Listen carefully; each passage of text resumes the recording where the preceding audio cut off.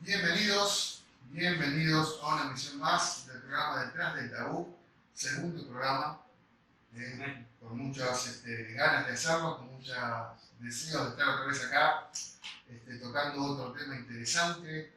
Pretendemos con este programa, insisto, irnos un poquito más allá de lo que vamos siempre y desentrañar ciertos aspectos que los cristianos no solemos tocar o no queremos tocar o a veces no tenemos ganas de tocar, y en realidad sí, hay que estar ahí, hay que profundizar, hay que buscar mucho más allá de lo que a veces le tenemos en las narices, ¿no? Porque de hecho hay mucho más, la palabra de Dios tiene mucha, pero mucha más profundidad de lo que a veces nosotros creemos.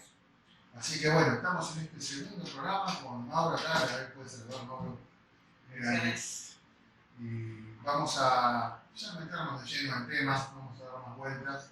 Y les habla Marcelo Rojas, una vez más para, insisto, con muchas ganas de tocar este tema en especial, que me parece que es un tema crucial del cristianismo, pero no solo del cristianismo, sino también de lo que es la historia del mundo. O sea, vamos a hablar de la fe, vamos a hablar, de por qué creemos y en qué creemos y para qué creemos y si es necesario acaso creer, ¿no? Es un tema que, claro, ¿por qué digo que atañe al mundo? Porque vámonos a retroceder al tiempo, debemos encontrarnos con los hombres primitivos, con las primeras civilizaciones, las primeras culturas, y cada una de ellas, todas absolutamente necesitaron creer en algo.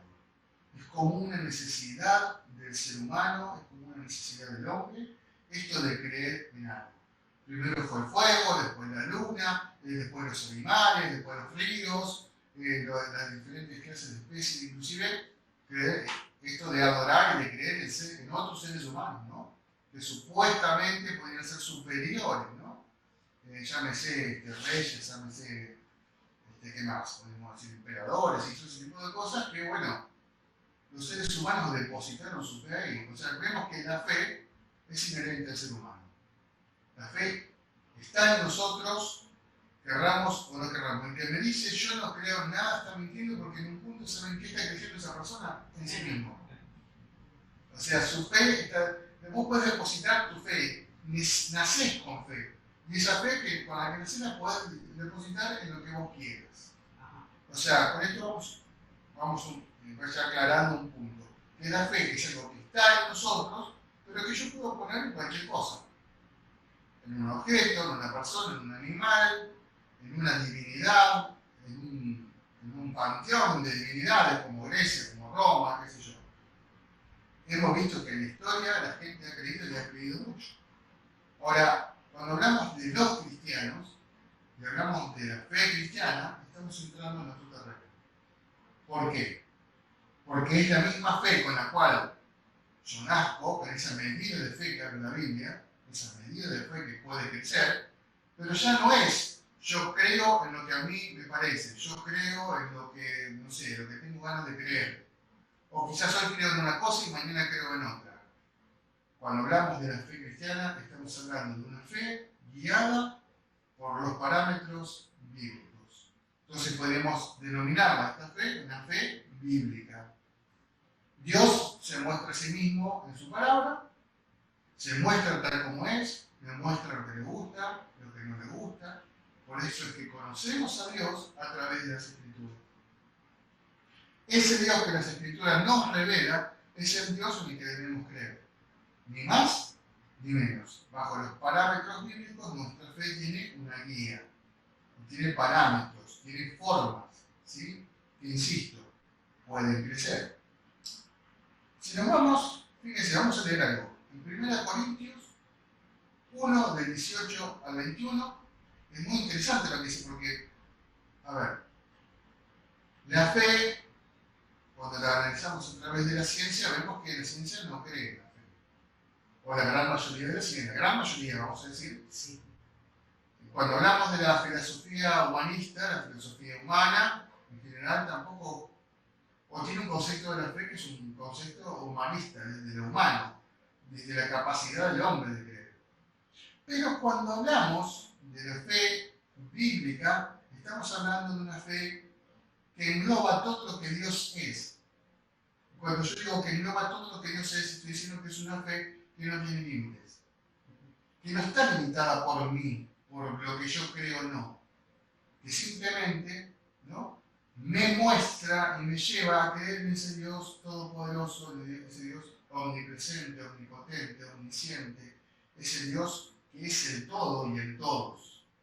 ¿Se va entendiendo? Toda la Biblia, aparte de la obra redentora de Cristo, obviamente toda la Biblia me va llevando a eso, pero a la vez también me va llevando a ese conocimiento de Dios.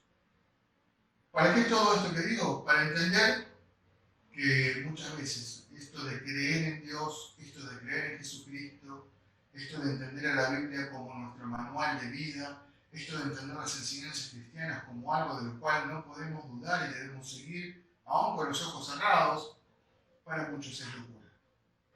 Para muchos es ignorancia. Para muchos es, falta de conocimiento, falta de estudio. Y la Biblia habla claramente de esto. Dice, porque la palabra de la cruz es locura a los que se pierden. O sea, esta palabra de salvación a través de Cristo, esta palabra que nos lleva a ser cristianos, seguidores de Cristo, para muchos, ¿no?, para los que se pierden de esta salvación, para los que se pierden de esta vida cristiana, es nada más y nada menos que locura. Pero a los que se salvan, esto es a nosotros, dices, es poder de Dios. Interesante, ¿no? La palabra poder ahí tiene una implicancia muy, pero muy importante. Los que viven bajo los parámetros de la fe bíblica, viven bajo los parámetros no del poder humano, no de lo que el humano puede o no puede hacer, sino bajo los parámetros del poder de Dios. Nada más y nada menos. Ahora, ¿cómo llego a esto? Creyendo. ¿Cómo llego a esto? Creyendo. Dice llanamente. Algo tan fácil y algo tan difícil. ¿Sí? Sí.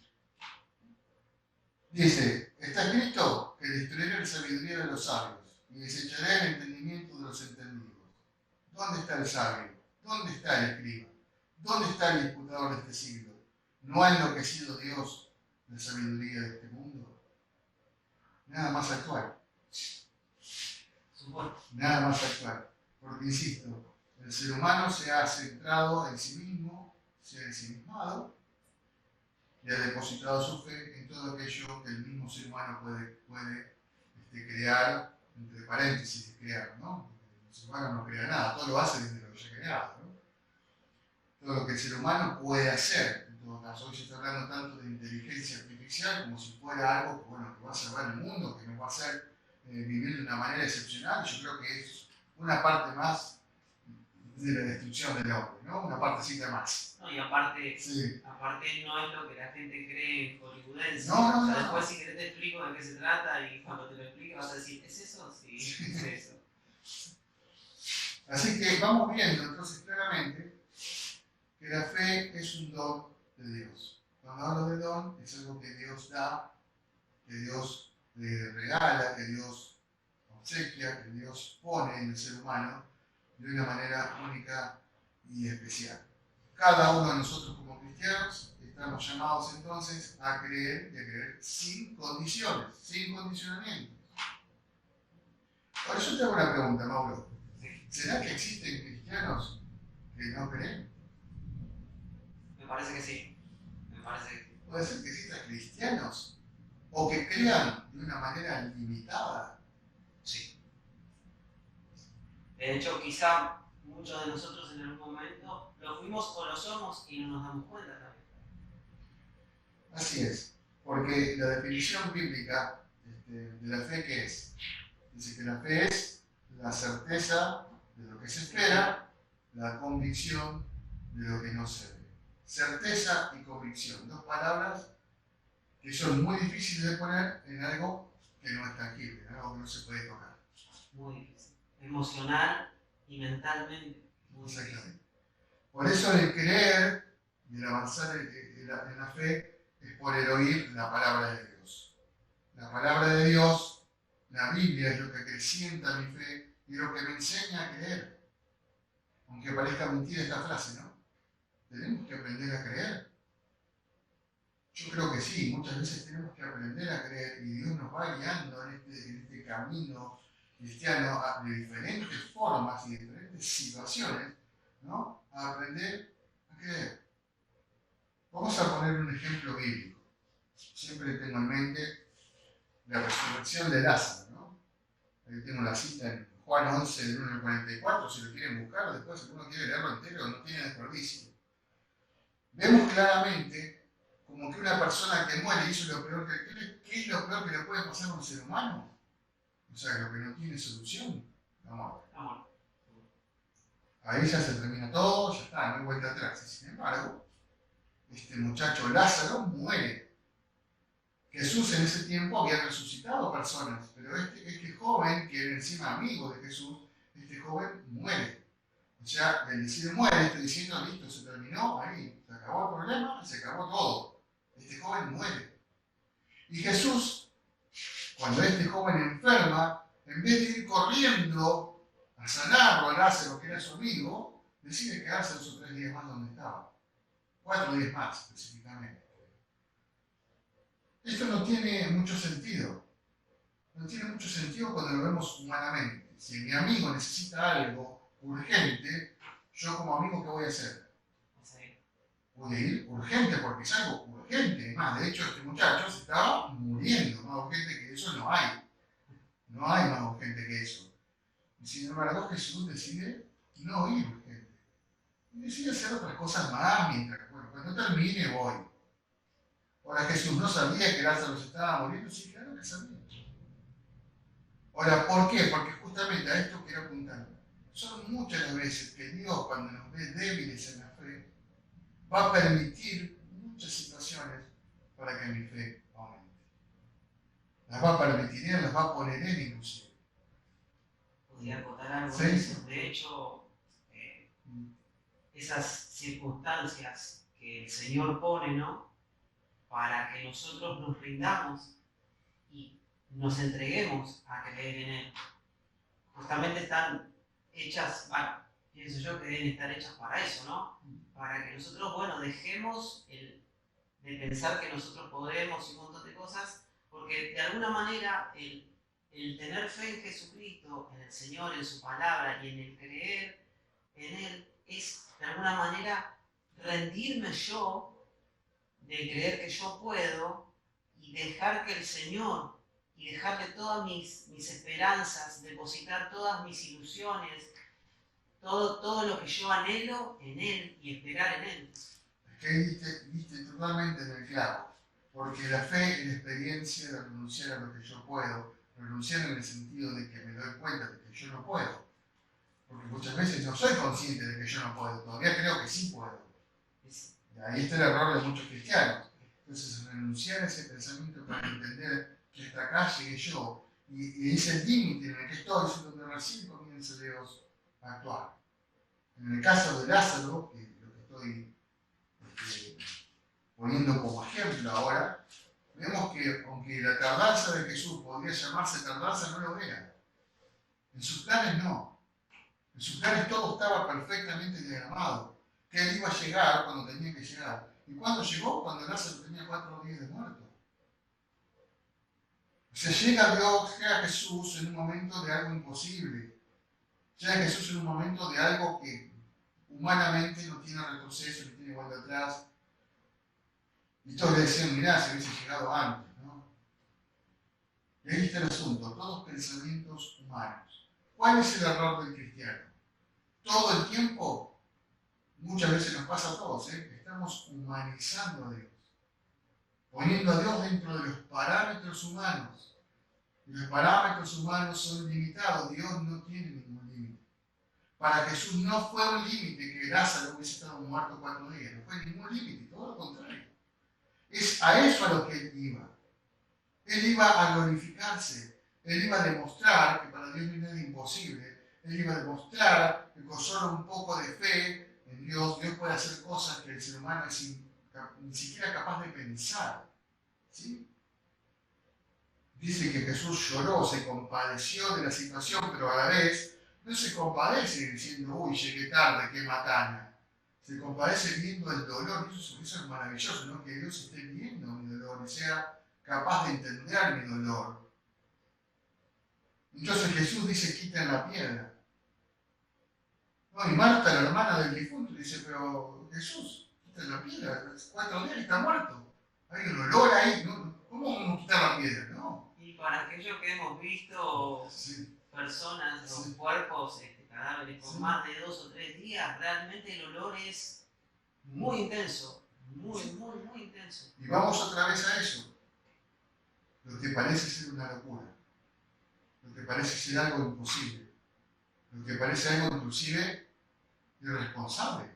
Sí. ¿Cómo Jesús va a decir quiten la piedra? ¿Qué quiere que sea? ¿Qué es lo que quiere? ¿Y por qué no deja descansar al muerto en paz ahí, listo? O sea, todos pensamientos humanos. Yo quiero apuntar a esto, que no dejemos que nuestros pensamientos humanos interfieran con la grandeza de Dios. Ese es lo que está detrás del tabú hoy.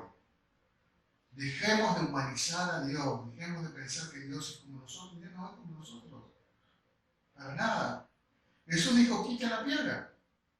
Y Marta le dice, no, pero ya, y él, no. Y Jesús le dice unas palabras que yo quiero que hoy te las grabes a aquellos que nos están viendo. Grábenselo a fuego, pónganselo a un letrero grande en la casa, ahí, no sé, en la pieza, en la heladera, donde quieran, y pongan, Jesús le dijo, no te he dicho que si crees, verás la gloria de Dios. Qué frase, ¿no? Esa frase lo prueba todo. Vivimos a veces tan metidos en este mundo, tan metidos en lo que tocamos, en lo que vemos, en las responsabilidades, en los problemas, que nos olvidamos de que debemos buscar la gloria de Dios. ¿Y la gloria de Dios solo es posible? Si crees. Si crees. Ahí está el asunto. Esos son los parámetros bíblicos de la fe. Creer que hay un Dios, que es nuestro Dios, ¿no? Que hace lo imposible posible. ¿Cómo lo hace? Bajo sus parámetros, bajo su sabiduría, bajo su voluntad. Es importante remarcarlo, ¿no? ¿Sí? No tratemos muchas veces de entender a Dios. Ese es el otro tema. Que interfiere con la fe. Pero el Señor no entiende lo que pasa, entonces tampoco está llamado a entenderlo. Porque acá Marta no entendía nada de lo que estaba pasando. Este está loco, pide que saquen la piel, mi hermano está muerto, este está loco, este quiere paz.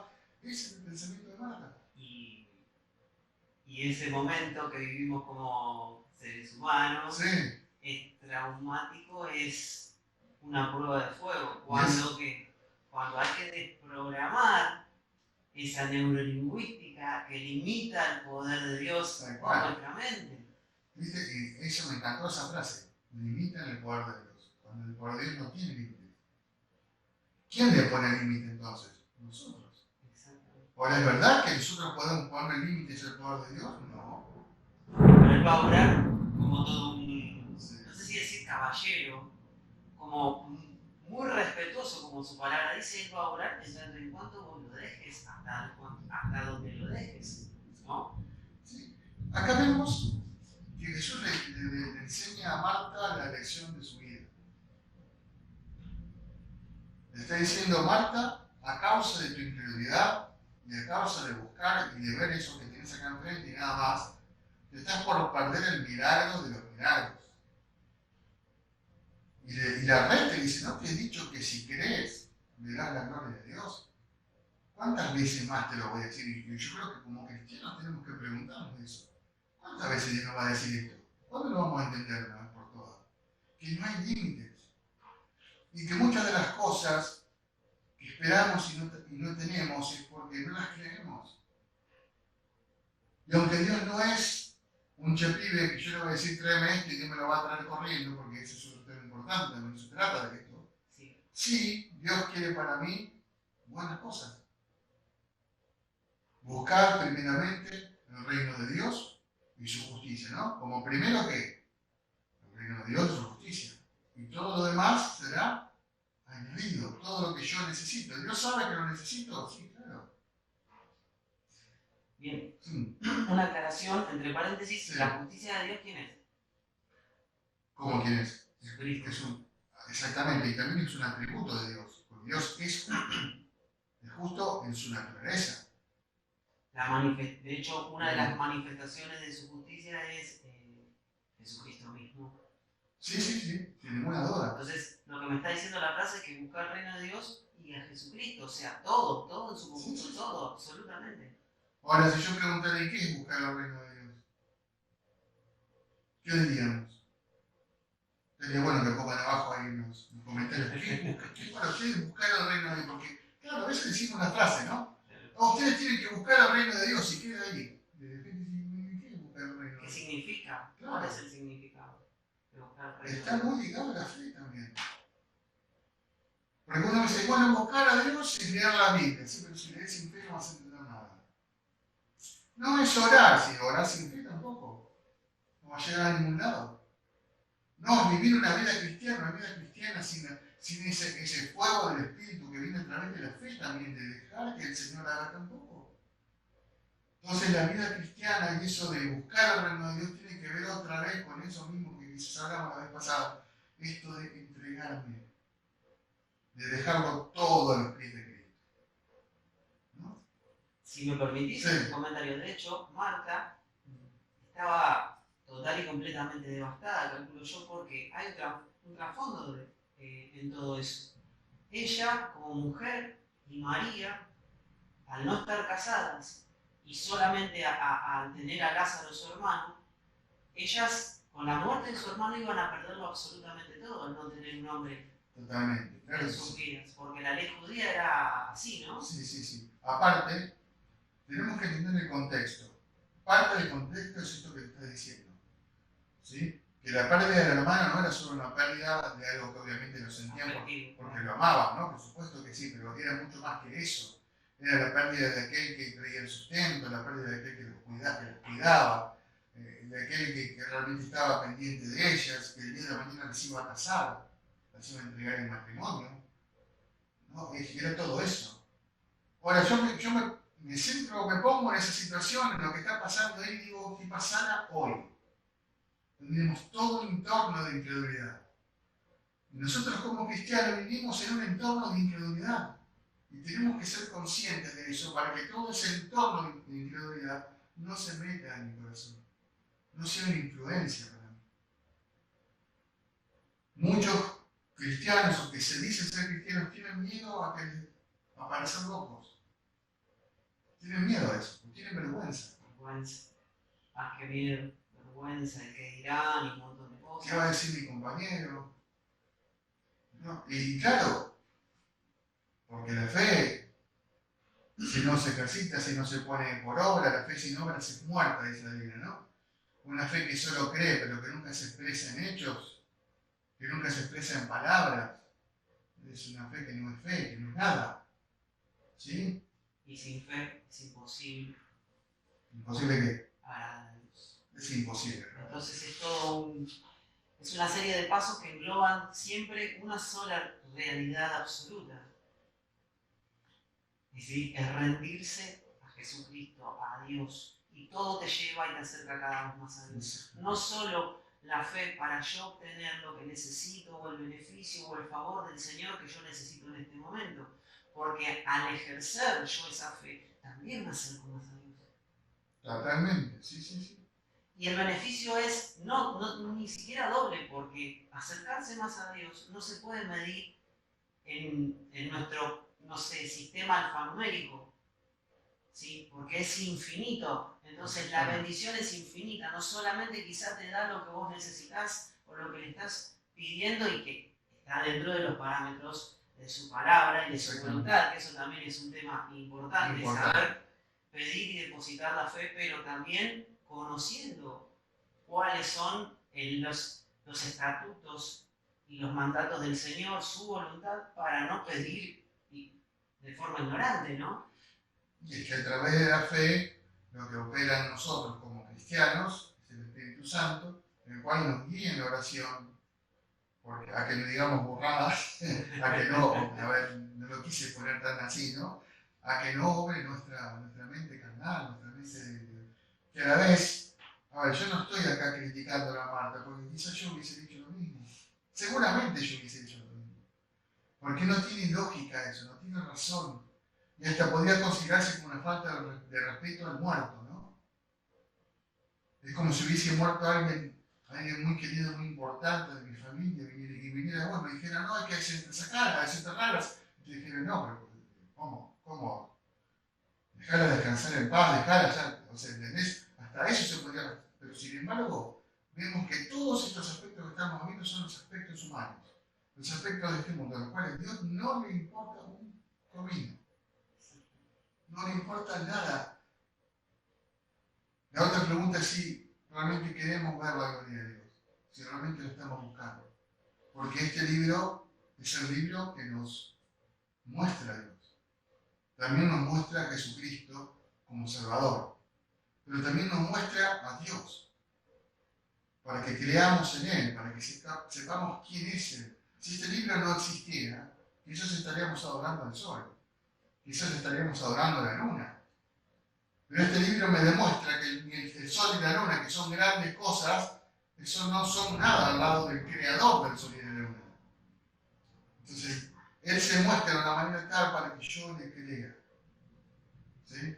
Sí, yo quiero ahora, si me lo permitís, abordar todo lo que hablamos, o más que nada los procesos de la fe, ¿no?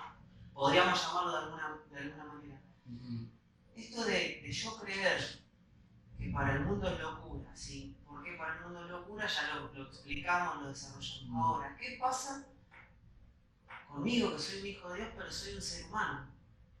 Y no se asombren cuando estén llorando, preguntándose muchísimos por qué, para qué y cómo, Señor, no entiendo, y estén ahí de rodillas orando y sufriendo, pero sigan adelante, rínganse, porque cuando termina todo ese proceso doloroso y angustiante y tan lleno de preguntas, ¿no?, de interrogantes, el Señor también no solo está tratando con nosotros para hacernos mejor persona, delante de sus ojos, por supuesto, conforme a su palabra, sino que también es para que nosotros desarrollemos esa fe, que nos va a acercarnos a Él.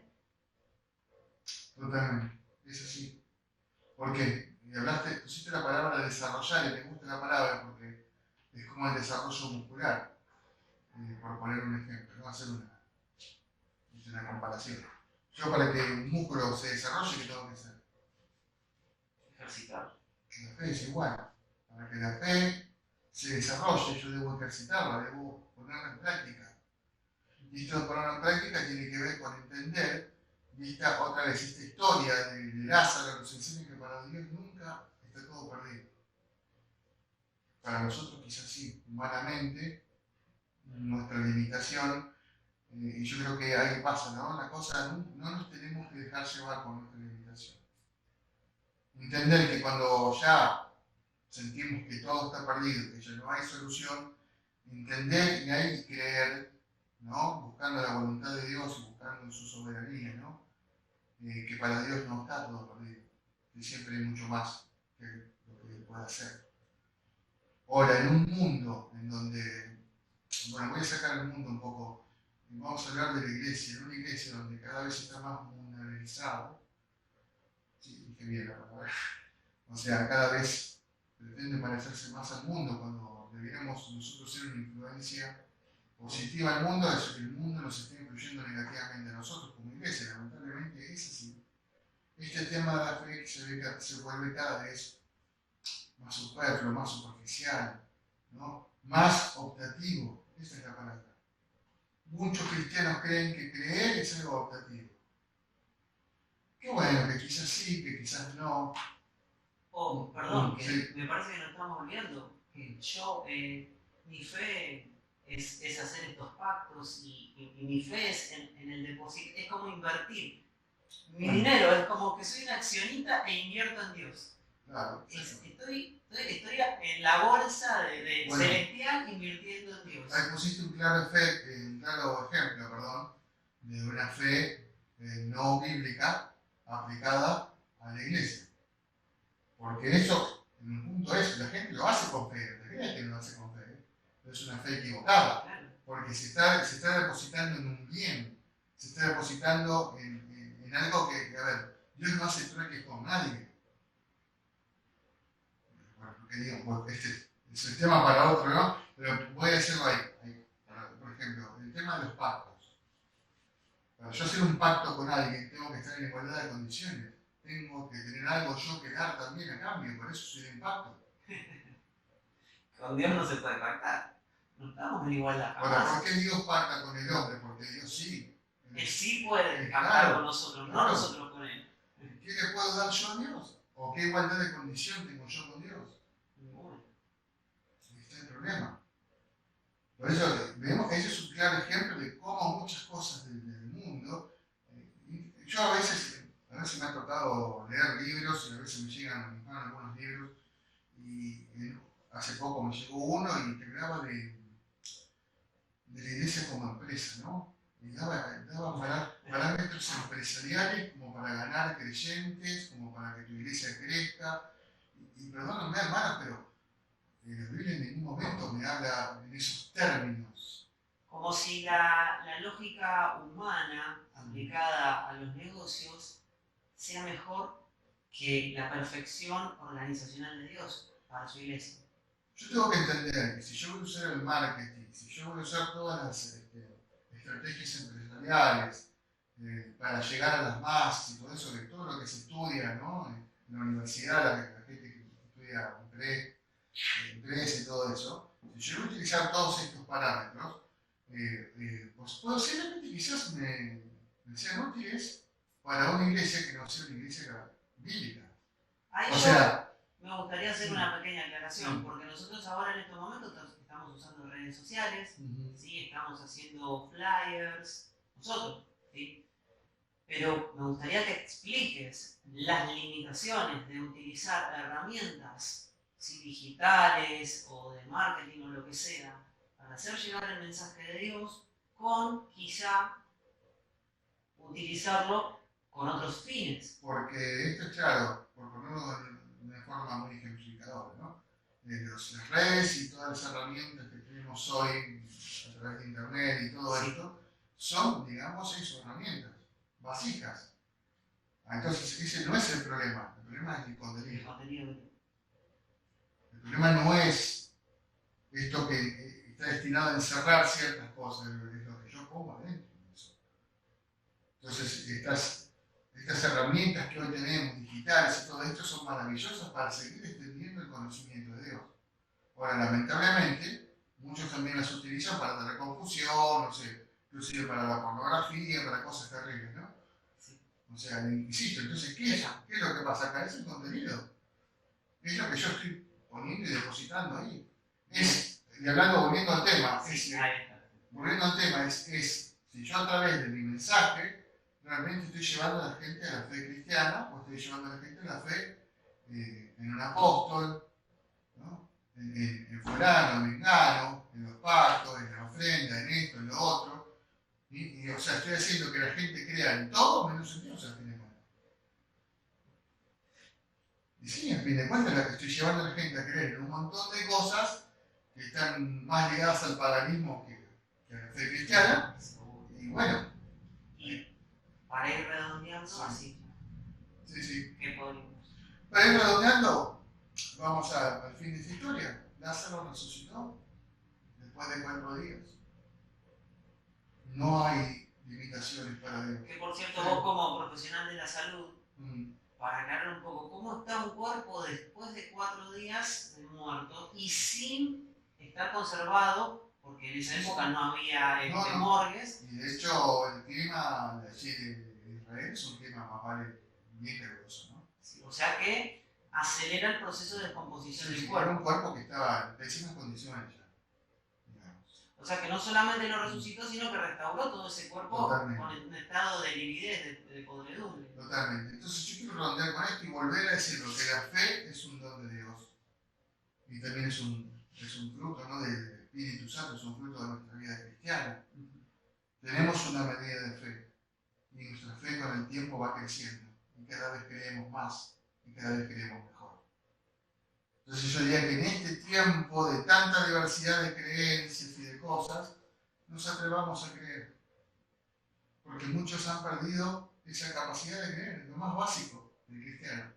Porque llegamos a Dios por fe. Porque creemos que Jesucristo murió, resucitó, que hoy está en la gloria de Dios y nos dio la salvación. Lo creemos. Porque yo no tengo un contrato acá que yo te pueda mostrar, que este contrato me firmó Jesús, mira, no tengo. Pero tengo algo más importante que un contrato, que es la palabra de Dios, que me lo dice, e insisto, la cual yo puedo leer con fe o sin fe. Y la distancia entre una cosa y la otra es abismal. Abismal. Y eso, para algún otro momento, Sí. es lo que te convierte en un cristiano de manual o un cristiano verdadero, que vive la palabra. Exactamente. Exactamente. Que vive, que se equivoca, pero que recibe la corrección de Dios y da gracias por eso, que se atreve a mirar más allá de sus propios. Bueno, muy bien, llegamos al final de este nuevo programa de Detrás del Tabú. Espero que les haya gustado y que hayamos sido claros con respecto al tema tan importante que hemos tratado como la fe, ¿no? Así que bueno, no se olviden de darle un me gusta, no se olviden de suscribirse, de activar la campanita y todo lo demás que se dice usualmente, pero que... Y compartir y ayuda y nos ayuda muchísimo. Así que bueno, difundan la palabra de Dios, porque para eso es lo que hacemos, ¿no? Lo hacemos para difundir la palabra de Dios, para traer caridad y luz, y tratamos también de tocar temas que son temas importantes para la vida cristiana y para los cristianos. Así que bueno, nos despedimos hasta el próximo. No se olviden que si tienen alguna duda, alguna consulta, pueden dejarla en los comentarios o pueden mandarnos un mail o contactarse con nosotros a través de los chats de las redes sociales. Inclusive pueden sugerir temas, también sería interesante Sí, que sugieran temas que podemos tratar aquí en Detrás del Tabú. Así que bueno, nos abrazamos, bendiciones para todos y nos estamos viendo muy pronto. Chao.